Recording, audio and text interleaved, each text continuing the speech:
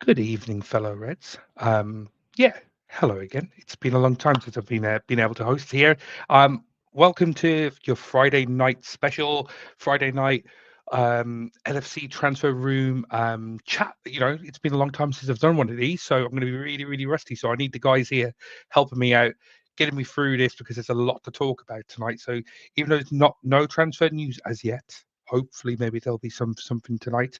Maybe on stream we can break it to you. Let's see.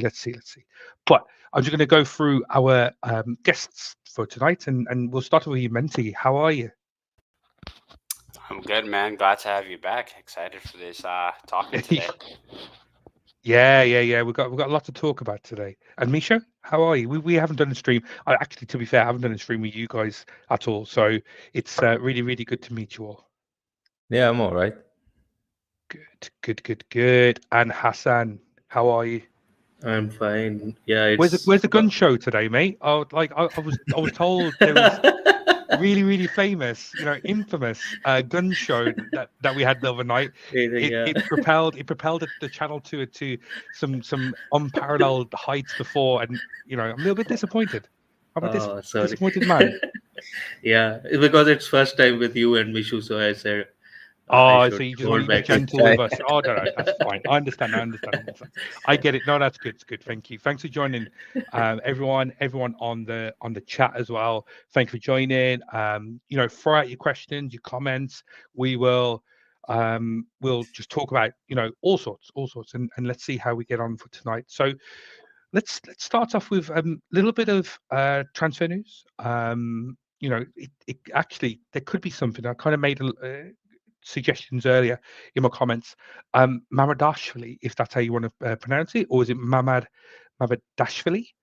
We can talk about that at a later point. But at the moment, with this, the strong suggestions that the goalkeeper is going to be making a move, sign with Liverpool Football Club. He's actually playing as we speak against Celta Vigo for Valencia. Not the best of games in terms of scoreline. They are losing 3-1, but he has made a really important penalty save. So, we'll start off and talk about the player. Talk about why we're going for such a player. When do you think we can actually make it happen? Where will he be if it does actually, if we do land, and for how long? So, Menti, let's start off with that first part of that question. Why are we going for such a player as Mamardashvili?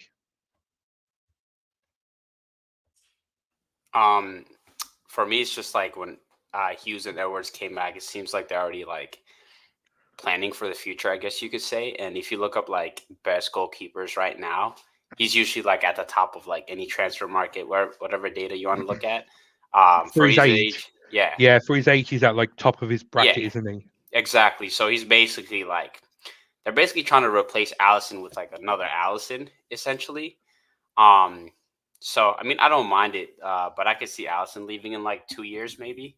Um, I'm not ready for that day. yeah. But they're just He's planning. he's like my beer brother. So I don't want to talk about Allison leaving. My son has an Allison kit. He's Yeah, only one. He doesn't even know what football is yet. But he's in that Allison fan club, and I'm not ready. He's not ready for that day where Allison leaves the club. yeah. It's kind of crazy because Allison's pretty good. I expected him to like play for a long time, so them already getting a replacement's a little bit crazy. Um, but I mean, I don't think it's a bad thing. It's always good to be safe for the future. But yeah, I mean, I've watched him in the Euros. That's when I'm like, who is this guy? I knew he played for Mm. Valencia, but I'm not gonna sit here and tell you guys I've watched his Valencia matches because I don't care about Yeah, Valencia that much. But looks pretty good, statistically good. He's like the same stature. The way he's built, it's literally less a younger Allison. Same qualities. So I mean, I don't think it's a bad thing. And they did just sign a new goalkeeper, so hopefully we get that news pretty soon. yeah, and totally agree with everything you just said there. Misha, I'll ask you. So I think I'm very, very much in favor of the data behind the way that we do transfers. Now, what we probably have is Alison Becker's and Quiveen Kelleher's stats and how the data fits in, because they're probably the best two. So you definitely got the best number one in the world, or certainly top three, and then you probably got the best number two in the world. So the data there tells you the type of goalkeeper that we're looking for. And so when they look across the board and see all these other goalkeepers, and Mamardashvili is the best in his bracket in terms of his age, the performances in when he was playing for Georgia, and we've got to remember Georgia actually broke out of that group. They're not a big team, but for them to get into the last 16, yes, they were playing against Spain in the last 16, and they eventually won the tournament. But his performances throughout that tournament actually propelled Georgia into a situation where they could actually break out of that group.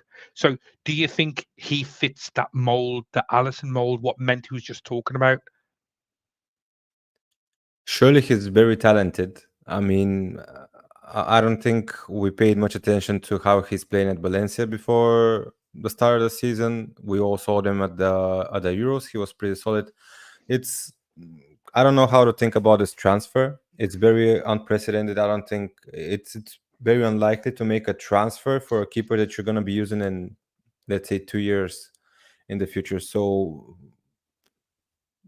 I really don't know how to think. Usually Is it? keepers play into their 30s. They can play 30 something. Alisson is barely 30 or 30 something, 31, Yeah. 32, maybe. You would expect he has like at least 2, 3 good years, but maybe there's something in the back office that we don't know. That maybe he's planning to leave. That they won't be able to renew a contract or whatever it is. You don't usually look for a replacement keeper before you're sure that your number one keeper is gone. But they have to see something really special in him, like how I'm guessing his trajectory and how he's gonna progress in the next 2 years. That he's gonna be ready for the Premier League and to play not just Premier League but in top 3 clubs in the Premier League. So there Really, really has to good be words. something Yeah, more yeah, that it's not just the eye test, but maybe something with training footage, statistics, data, and things like that. That they see that they're so sure that we have to buy him now. Like we cannot even wait until he's 25 because they have to like they're really desperate, to be honest, to secure him now. yeah, yeah. And I guess it's like damned if we do and damned if we don't. We've seen the situation pan out before with transfers. We talk about Enzo Fernandez and people like that when they were at Benfica. Should we have gone out and got that player in before a team like Chelsea came in? Came in and blew everyone out the water and dropped 100 million. Are we actually playing the game of right? We're going to get this player in now to future plan, future proof ourselves for the moment when Allison does leave. There may be conversations already happening where he's only 31. I agree, Misha, just like what you just said. He's only 31. He could easily play for another 5, 6, 7 years at the very, very top. And there may be a move that's already been agreed, or he has it in his head. He wants to play for Real Madrid. That's the only team I would ever see Allison going to. Um, you know, I can't see him going to any other Premier League team. I couldn't see him going to PSG or Bayern Munich. It's only Real Madrid. That all going back home to Brazil. So there must be something that has initiated that conversation. What are your thoughts, Hassan? Yeah, as soon as Edward's coming back, I knew it. He will be more ruthless, and he will bring back that Moneyball philosophy back.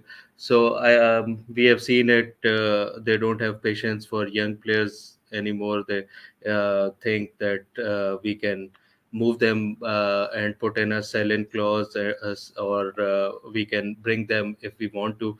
But with I think Ellison also, they are looking at his age. They think that in his contract he can be moved on and we can recoup some money for him from Saudi or some PSG or some club like that, and we have a backup plan as well. So I think with people who were really happy that Edwards coming back, and they will now be seeing how he operates, and he will not wait for the projects and players loyalty. This was thing which was a bit getting carried away when Klopp was in charge and he was the main man. So I think there were conversations last season, and maybe Klopp said, "Now what's the point of me if they are going back and I don't have so much authority?" So they brought back those guys, and now we'll see players like Bobby Clark and Tyler Morton, or players we thought that they will be integrated. Now they don't have patience. Now they will focus on 16, 17 players, main players, and some of them will be moved out and refresh anyone who is getting old. Yeah, it's going to be one of those interesting ones over the next 12 months because we're thinking about contracts for our older players like Salah and for Virgil and whether we would actually do that. But that's a conversation for another day. Let's stick really quickly with Mamardashvili and ask about, when do you think it would happen? So let's say he signs tonight, Menti. When do you think you'll see him in the Liverpool shirt? It's a 1 year's time, 2 years time. Is it a case of, and I'll put you a scenario out here. So, and this was mentioned in a chat that I was involved in. It may be in our main chat or another chat. So let's say Mamardashvili stays at Valencia for this year. And so at Liverpool, we've got Alisson and Kevin Kelleher. Come end of this season, Kelleher moves on and leaves that number 2 spot. Mamardashvili comes in at the end of this season. So he'll be number 2 behind Alisson for 1 year, and then Alisson moves on. Is that a situation? Do you think that could actually happen? Is that the best case scenario? Yeah, I feel like that's more likely just to happen because I know Kelleher. I feel like he knows he's not going to be the number one at Liverpool. He deserves to be a first choice goalkeeper, and I feel like he wants that. He knows he's capable of doing that position, so he'll for sure move on pretty soon. And I feel like Alisson had to communicate with the club saying, "Hey, I either want to go back home or do this." So that's why they were confident enough to just go get him because Alisson is a loyal player, very good. I still think he's the best goalkeeper in the world. Um, but yeah, like Misho said, like goalkeepers can literally go to like 37, 38, but he might go back home. We don't know, but I could see him 2 years. I say in 2 years he'll be the starter. If that's their plan, at least. Yeah.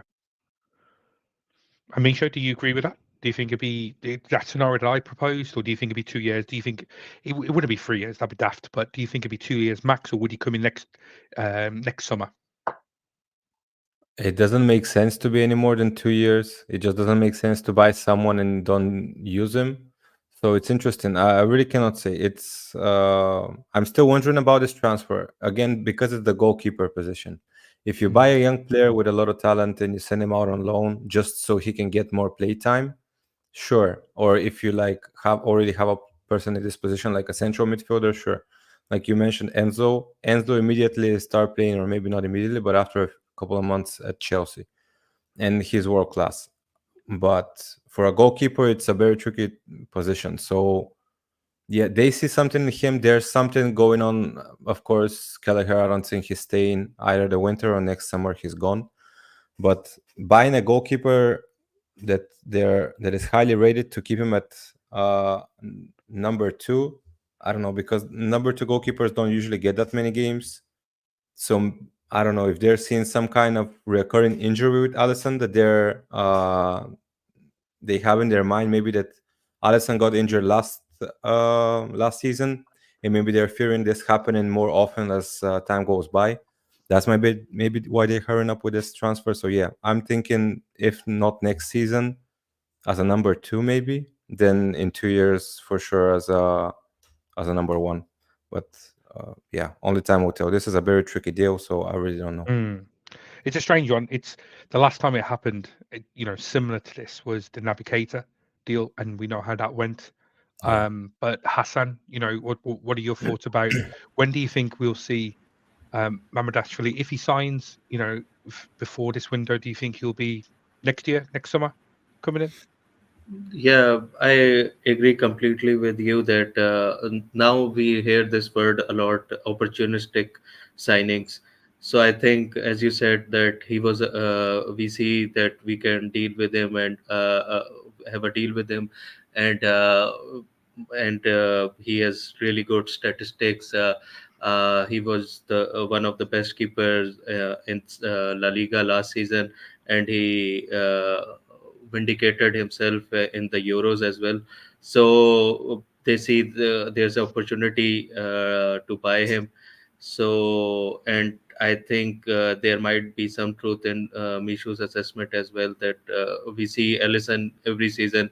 There's an injury which is not very common in keepers. They go whole season injured, but Ellison, we see that he goes for a month or two every season. So I think maybe they see that by years adding on is maybe it will get recurring. So that's why they have seen an opportunity and pounced upon it.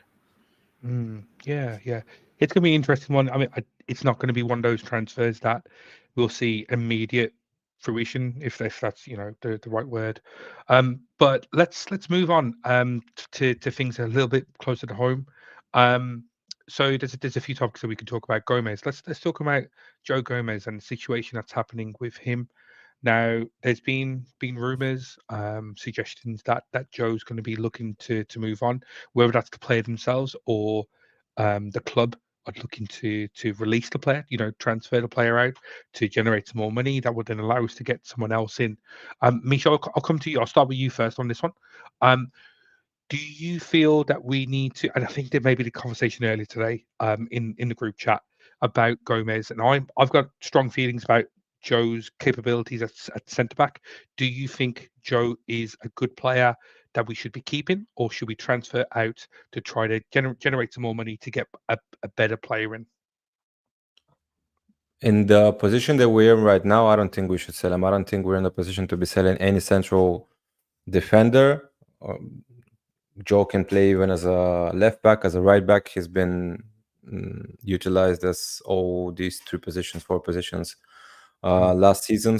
So he's useful. And having that we've already lost Matip and we haven't bought a new central defender, I don't know. I don't think we should sell him, at least for now. But if a good offer comes in, we see Hughes has been doing great things with the offers with the deals that he's been getting, especially with the two players that went to Brentford. If we can get this kind of money, of course, we would want more for Gomez, since he's way more talented than both of them. At least right now, he's a better player than both of them, because both Carvalho and Seb Vandenberg are very young. So he's a better player currently than them. But yeah, I don't think we should sell him. I think one plus for Slot right now is that he can afford to sell him, just because Klopp had this relationship with players where he's very close to them. So I'm sure that it was hard for him to force players out of the team, or just like to be able to let them go. Just again, not only tactically or how they fit into the team, but mostly because he's very close to them personally, and he wouldn't want to do him. He wouldn't want to be on bad terms with players that are not having even reached their peak. But Slot is new. He just came in. He doesn't have any personal relationship with none of the players, so he can be like more cold-hearted, crucial, and just straightforward. And if he says, if there was an interview where they said they had talks with Gomez, and that it was very professional, and just they talk. I think Gomez wants regular playtime. I think he wants to be starting. I don't think he's gonna get it here. He's only starting if Quansah and Konate are injured, and if both Tsimikas and Robo are injured.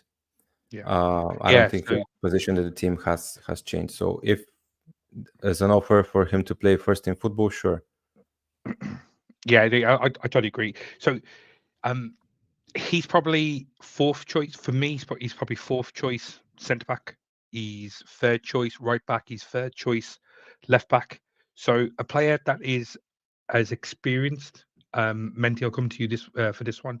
A player that's experienced and his age as Gomez is he too good to be fourth choice? Is he too good to be third choice fullback? Should he be, you know, slamming on Slot's door and saying, "I want to move," regardless of whatever you want, whatever you think, I want to move, and from there we say, okay, let's get the best deal. Do you think that's reasonable to say? I think that's probably what happened, just because, based on his age, like you said, and like him being third, fourth choice, and like you have to rely on people's injury to play is kind of crazy, just because he just made it on the Euro squad. So I think he's going to try to put himself in the best position to try to make it back to the World Cup in the United States. And that requires, regular playing time. There's going to be a new coach for England. So, if you put your best performances, you're likely going to get chosen. Very good player, but I just don't see him staying, just because I know he wants to play. Like, remember when he was like, what was it, 1920? Like the year Yeah, we won?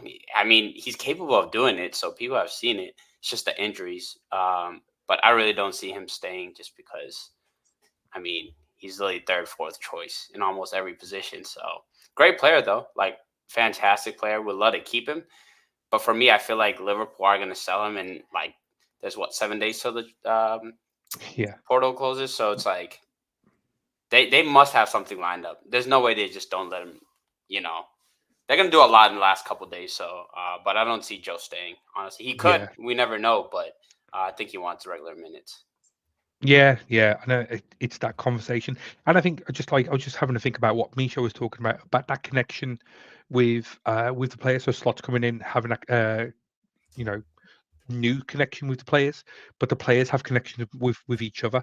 So if it slot needs to play really cleverly in the sense of he doesn't want to create too much disharmony within the group, because they're so close knit, they've been together for so long, that if you get rid of key players, let's say, not Gomez, but let's say we we, we fall out with Virgil because of the contract and say you're not playing, therefore that creates so much disharmony because he's the lead, it's man mountain. Slot can't lose that battle. Whereas with Joe, exactly what Misha was just saying, he can afford to kind of hold his ground and win that battle and say, right, you're not going to be playing, so therefore you can be sold. But Menti, I totally agree. We need to have someone in place coming in, that either replaces Joe because he's been transferred, or he comes in and Joe's sold at a later point, whether that's this winter, in the January sale window, or in next summer. But Hassan, I'll come to you. What are your thoughts? Do you think with the Quansah injury that we have, and I understand it's very, very small knock, and he should be back fairly soon. Should we keep a player like Joe because Joe knows the team, knows how we play, instead of relying on someone new? Yeah, but we have seen, like in the last season, if everybody have been fed throughout the season, we would have even won the. We were in all competition up till the end almost. So I think it would be for me a bit foolish to think that we can offload players and not bring someone in. But so I see in the chat everybody, many people are like, we must have someone who's coming in. We must have someone, but uh, I don't know why. I think there are.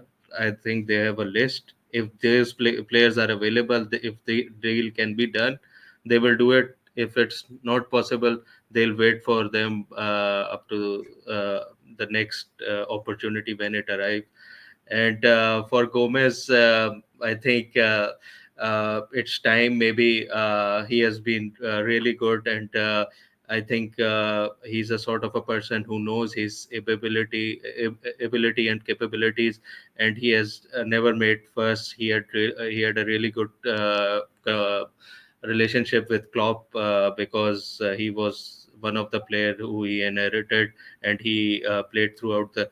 Now maybe it's time Joe sees that with news coach coming in, maybe he can move on. Maybe he's from London. Maybe he can go to London team there.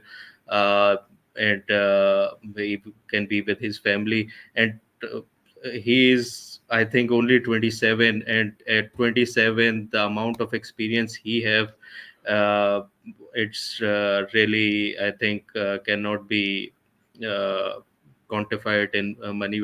I think because clubs know that we are in a position that we won't mind selling him. Maybe that's why clubs are not bidding. Maybe if there was a club who was in a dire need to get him, they would have bid a lot. I don't know why Crystal Palace or Newcastle didn't came for him. Maybe Newcastle had Guy in their mind, but Crystal Palace should have come for him. But we'll see. I think he will move this season, this window. But I really, there's no particular target. I think maybe Simekan. We have seen a bit of rumors about him. Let's see what happens.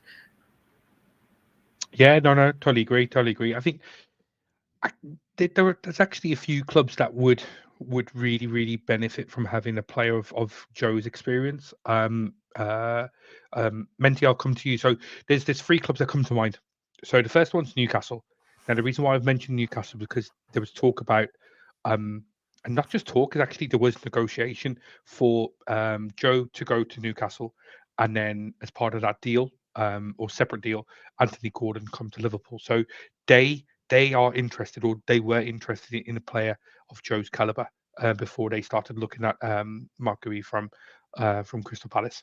So you've got Newcastle, you've got Villa, who've been linked with Joe, and this is going back to when Steven Gerrard was the manager there.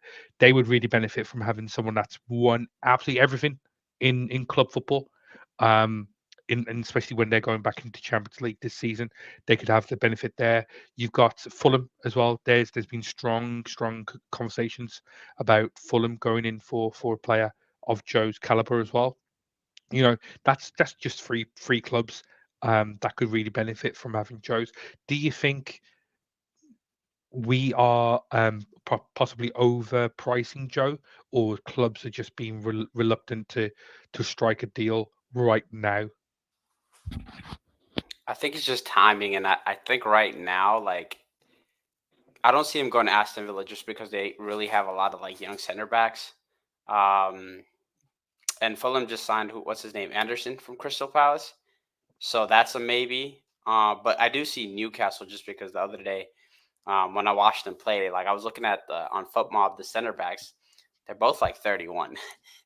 They're a little bit too old. I don't see those guys, being the future. I mean, he's fairly young, 27, if I'm not mistaken. So I feel like somehow Newcastle is the most likely destination that he might end up, just because the age profile of the center backs that Newcastle has. But yeah, Aston Villa already has like a lot of young center backs. I think they just bought Pau Torres, but they are selling one. What's his name? Diego Carlos. So that might be a Mm, possibility. I'm not sure.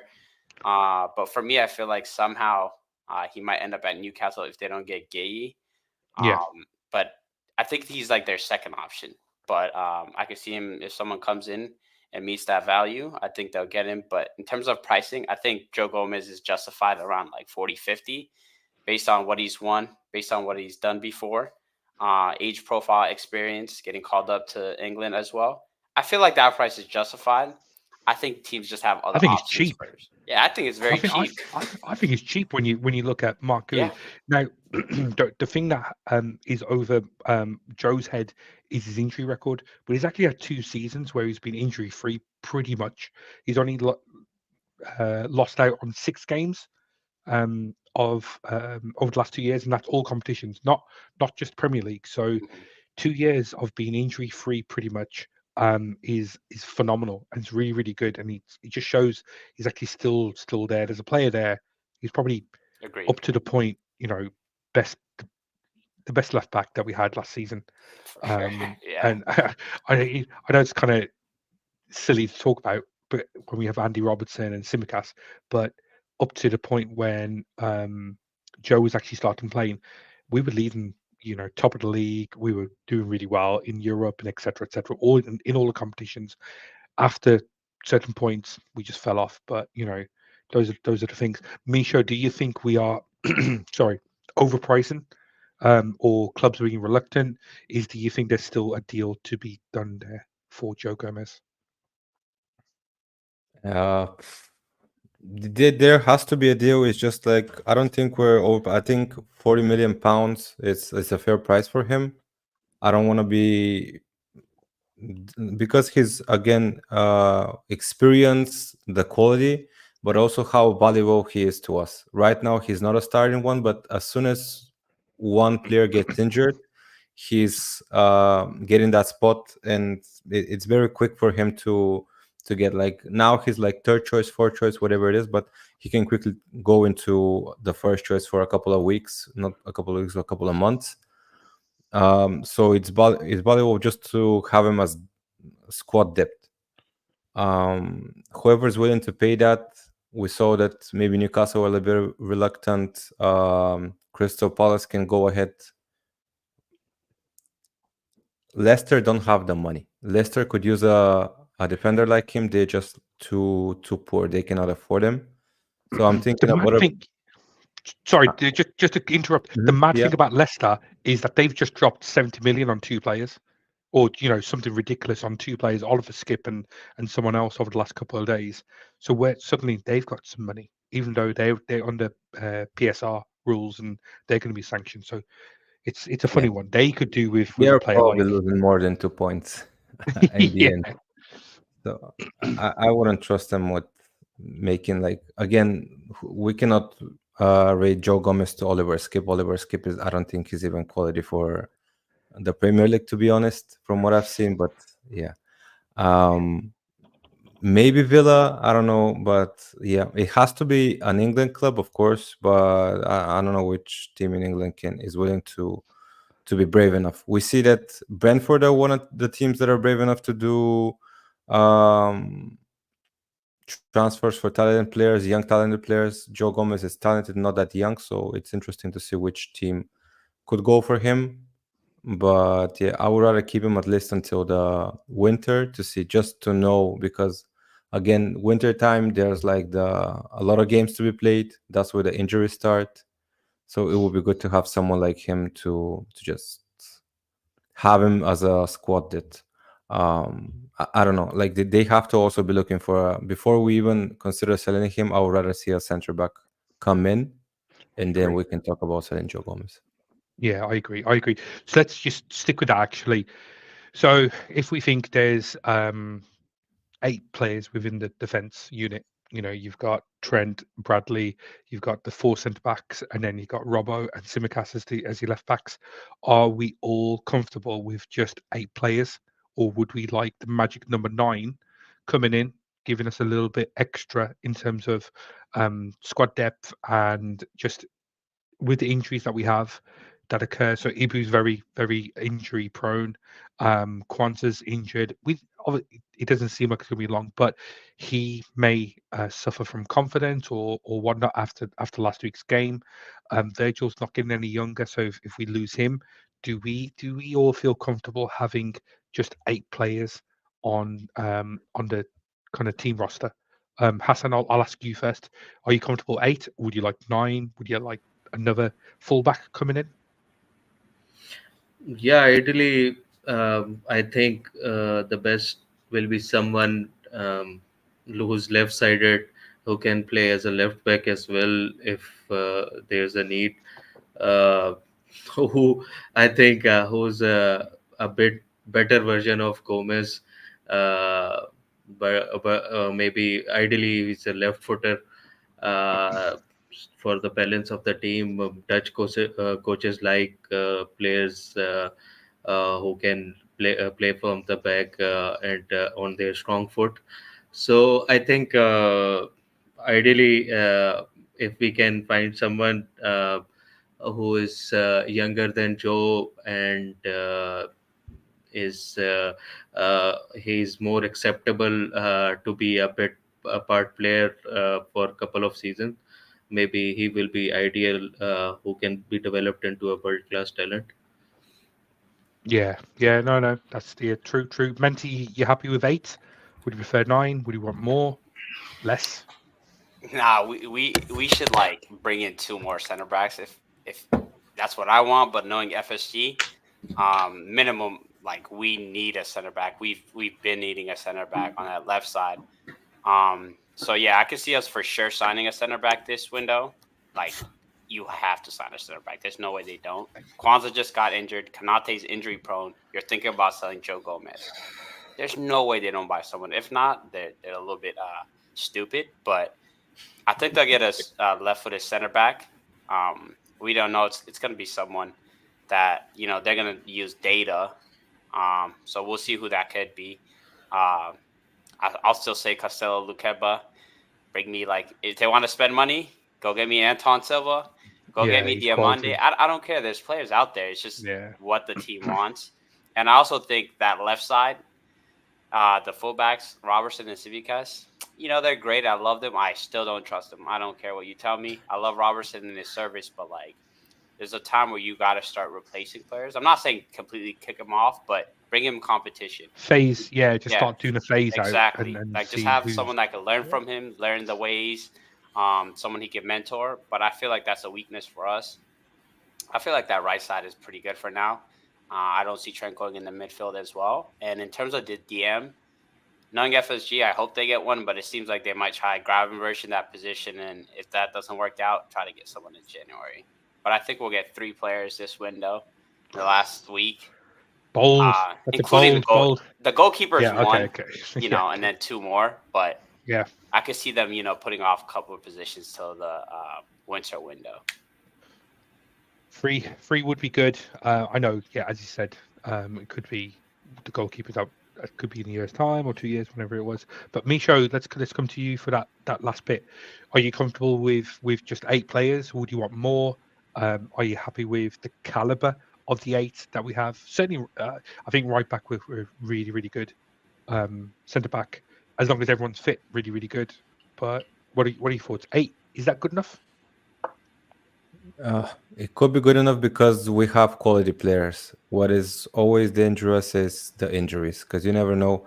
I think we were really lucky last season that we couldn't use Matip at all, and then Quansah came, and that was it's just luck. It's nothing more than luck that Quansah was so good last season that we could have relied on him. Because imagine if he couldn't step up, if we didn't have this player like Quansah, I don't think we finished 3rd. Because we're gonna be spread so thin, it's gonna be super desperate. Now we don't have Matip, and we also sell Sepp, and we have nobody. If Sepp had stayed, I would be feeling a little bit more comfortable, not because he's gonna be 1st, 2nd, or 3rd choice, just because I know that we have a player that is good enough. He could step up when needed. He's not gonna be extraordinary, but he's gonna be good enough. I really like Sepp. I really like he Sepp. is good. He's talented. It's just that he's so young, and I think he's too frail. He's too skinny for me for the Premier League. You need to have some muscle, especially as a central defender. You cannot let yourself get bullied. I think Isak, if he wanted to, he could bully him. He could break his ankles. You need more muscle so you can imagine Sepp versus Haaland. Of course, they're not gonna match them together. It's gonna be always Van Dijk marking Haaland personally. But let's imagine a situation with Sepp van der Berg against Haaland. Is gonna be just men against children. It's not gonna be fair.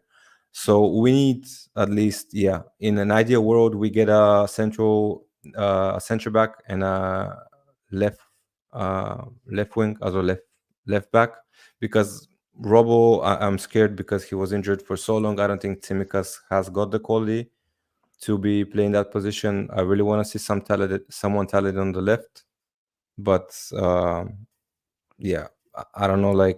They're selling players. I don't know what their budget is in the end. Last summer we bought 4 midfielders. We need 4 positions. Ideally 3 infield players. Without the goalkeeper, I think we need 3. Still in June, I was thinking we were gonna get 3, and it's the middle of August. Doesn't seem like it, so I'm starting to run out of patience a little bit. True. I mean, because we've got a bit of time, still left on this stream. Let's think about left backs. Let's we'll park the centre back conversation for now. Joe, he's staying or if he's going, we're going to look to try to get someone in. Let's park that for now. Misho, do you have a left back, an ideal left back that you would come in, realistic left back that could come in and Simicast goes to Olympiacos? That's the rumours. Someone asked in the chat earlier on. That's the rumours that we're hearing. Whether that's actually true or not, who knows?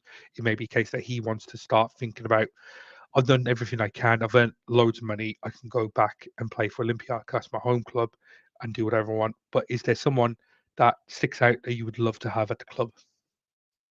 There was probably someone that maybe I liked for a left back, like that has speed, power, and is good defending, but nobody super outstanding. The name that I've known that we've been linked for years now is Ait Nouri from Wolves.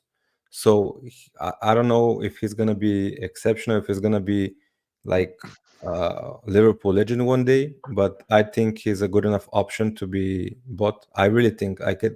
Last season he was good. He was one of the. I mean, he's been one of the best Wolves players for last couple of seasons, top 3 at least. So I think since we've been linked for him for so long, we've been scouting him for at least 2-3 years. I don't think it's gonna hurt to go for him. Yeah, that's a player I had in my head as well. He's got Premier League experience. He's young. He's dynamic. He does everything that you would expect for a left back, and he's really good dribbler. He does it a little bit more than what Robertson does, than what Simicast does. Is there someone different in your head, Menti, or is Ait Nouri the one for you? For me, like that guy, 100%. Like if Liverpool buy him, I wouldn't be mad. But for me, I've been saying it. I know he's American, but Anthony Robinson, Fulham. It's just his age. That's the He's only thing for 27, me. but Is he? I thought he was older. no, he's 27. But the thing is, he's literally about to hit like the prime of his career. And like Misha just said, you want pace and power in defensive action. I'm not kidding. I was watching that United game, just being a hater as a Liverpool fan. He is so good. Like he was literally by far the best player on that pitch for Fulham, even though he's a left back, and his defensive actions he's like way better than any of the left backs that we had on our team as well. But he by far was, I think, the best left back last season in the Premier League. But he's good. He has pace, power. He's good at passing. But in terms of formation, I feel like he'll fit in. But that at the end of the day, it's data. But I wouldn't be mad with the guy from Wolves. I just want anyone new. I just don't trust the 2 we have. No, that's a good read. It's a really good shout, actually. I didn't realize. I thought he was 29, and that's what was putting up at 27. That's a really, really good age. Yeah. If we get him, there could be a situation where we say to Fulham, you can have Gomez if we can get first chance to talk to Anthony and convince him to come over. 27 is a really good age. We got Virgil at 27. A little bit younger, maybe 26. So that's a good opportunity for him. So that's 2 names there. Hassan, you're going to come out with a third, or you're going to go with one of the guys' suggestions, Ait Nouri or Anthony Robinson? Yeah, when you said Anthony Robinson came in my mind, and when I remember that Menti is here, I knew that he would say that because we have been here and he mentioned him. He's really good. Every time he plays with against us, I see him, and he's a really strong candidate. Last match against United also, I saw him. He was really, really good. Their attackers were not getting past him. They tried a lot at his end. He was running down up the. I really like Ayat Nouri as well. But I think if we go for someone like Hincapi, who can play as a centre back as well, I really wanted Fury after the Euros, but he soon went to Arsenal. So I think someone like him who can play at centre back and left back as well. Well, there you go. That's 3 different names that have just been thrown out who could play at left back. There's one option there that could play centre back as well. So there's definitely players that people want to see at the club who we feel that could actually fit into that mold. So Yeah, let's see. Let's see if the club, pull the trigger and hopefully, Richard Hughes is actually doing something rather than sipping on pina coladas in working on his tan, abroad. Let's see. We're going to finish off with Arne Slot's press conference today, and principally one comment that he spoke about, X-rated in some eyes, but it's around Ryan Gravenberch, and he's already made mention to it last week on how the players played. So the way that he described it last week was in the first half against Ipswich, there was no players around him, therefore it's essentially shit. That's the kind of the language that he was using, and because of that, he made that tactical change. Konate came in, Quansah came off. The duels, he kept using that word duels a lot last week, and it really rung true about how important it is. And Michaud's point earlier around loyalty to players. Because Slot doesn't have that loyalty just as yet. He's got hierarchy in terms of seniority for those players, Virgil, Salah, Trent, etc. But there's going to be other players like Konate that could come in half time, make a difference, which allows Trent to get closer to Gravenberch. I think it's really, really, really impressive how ruthless and how honest Slot's been. But the point that I was going to make from today's presser was he was praising Ryan Gravenberch and how he played against Ipswich. And to quote Slot said, he brings certain qualities that we like in that position. If we had other 10, if the other 10 had been shit at Ipswich, he wouldn't have been able to play such a good game. And uh, maybe it's an off comment, but Misha, I'll come to you. How important is it? There's a few things. First of all, Slot's honesty about how the other players played. If they were crap, then it doesn't allow Ryan to play as good as game as he did. And then the second one was how how how important Ryan Gravenberch is Mhm. to Slot and his way going forward. Right now, he's crucial because we don't have a player in that position, and he's the only one that has the qualities to cover that position at the moment. Ryan Gravenberch has played in Ajax as a single pivot, as a double pivot. He plays as a double pivot. I think in Ajax he played as a single pivot in Bayern Munich. So he has this qualities again that they like about him, but also his what Slot said exactly. He wouldn't be able to show these qualities if the other players didn't play that good. Yeah, and I think it's really interesting. I was just thinking about his Bayern Munich days, and the reason. So Thomas Tuchel, I don't really like Thomas Tuchel. I don't think he's a very good coach, but he brought him in. The thought process that he had was he's going to make Ryan into a number six. Klopp then took him over, brought him in, and says, right, actually, I'm going to make him into a number eight. Is the logic and the data and the feeling they're mentee that actually Ryan could be a really, really good number six? He's got all the capabilities, the power, the strength, the vision to be a really, really good number six in whether it's a single pivot, sole number six, destroyer, or as a double pivot with McAllister. What do you think, Menti?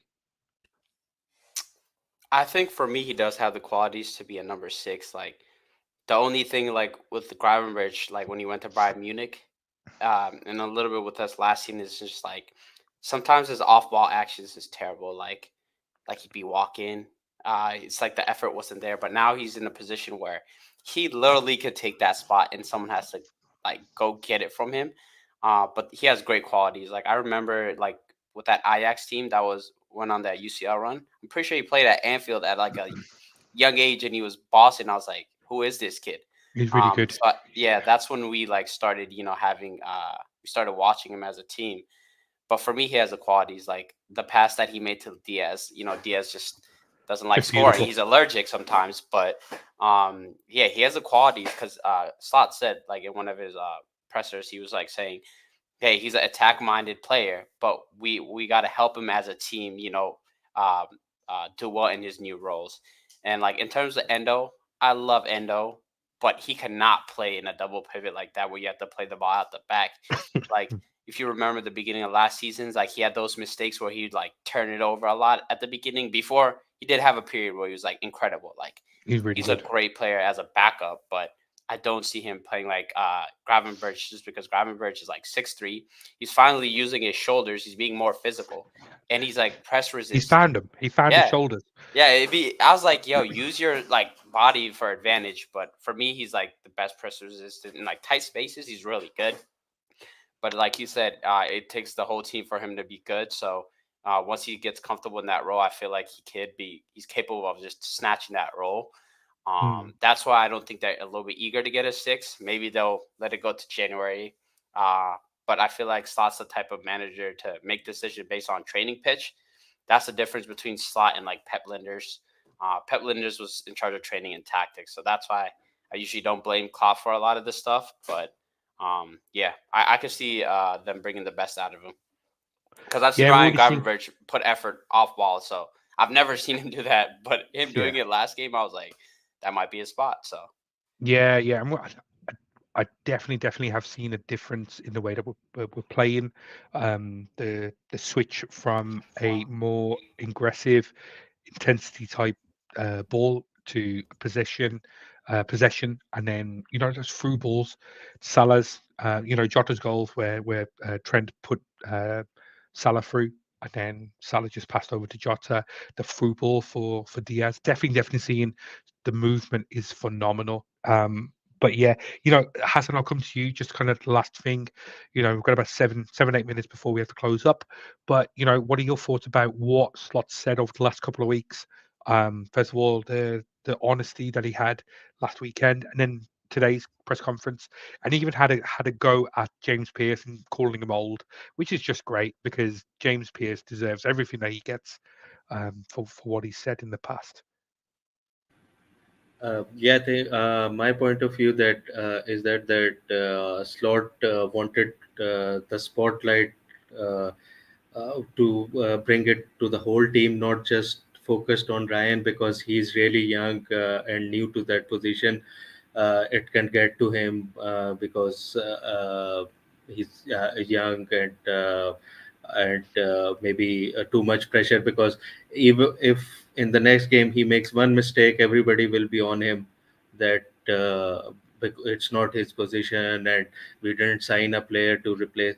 So that's why he wants not so much focus on him, just it's a as you guys said, he was using his body really well, which was not the case last season. And he's really good at tight spaces, and he's really press resistant.